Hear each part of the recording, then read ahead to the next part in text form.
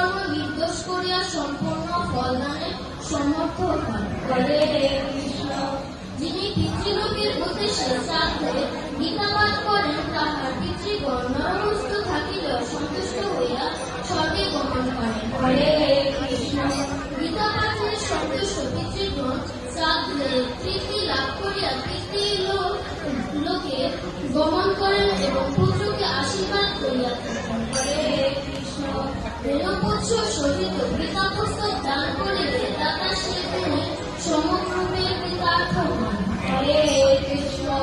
যিনি সর্বর্ণ সংযুক্ত করিয়া গীতা পুস্তক বিজ্ঞান বিপ্লবকে দান করেন, তাহার আর পুনর্জন্ম হয় না। হরে কৃষ্ণ। যিনি শতকণ্ঠ গীতা পুস্তক দান করেন, তিনি ব্রহ্মলোক প্রাপ্ত হন, তাহার আর পুনরাবৃত্তি হয় না। হরে কৃষ্ণ। গীতা নামে প্রথমে দাতা বিষ্ণুলোক প্রাপ্ত হইয়া সপ্তকল্পকাল বিষ্ণুর সাথে পরম সুখে বাস করিতে পারেন। হরে কৃষ্ণ। গীতার্থ সমগ্রূপে শ্রবণ করিয়া যিনি গীতা দান করেন, শ্রী ভগবান তাহার প্রতি কৃত হইয়া তাহার অভীষ্ট প্রদান করেন। হরে কৃষ্ণ।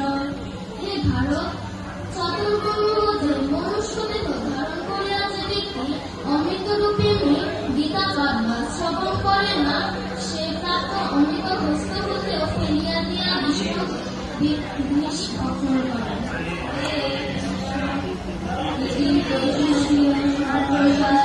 শ্রীমদ্ ভগবদ্ গীতা মহাত্ম্য 147 সত্য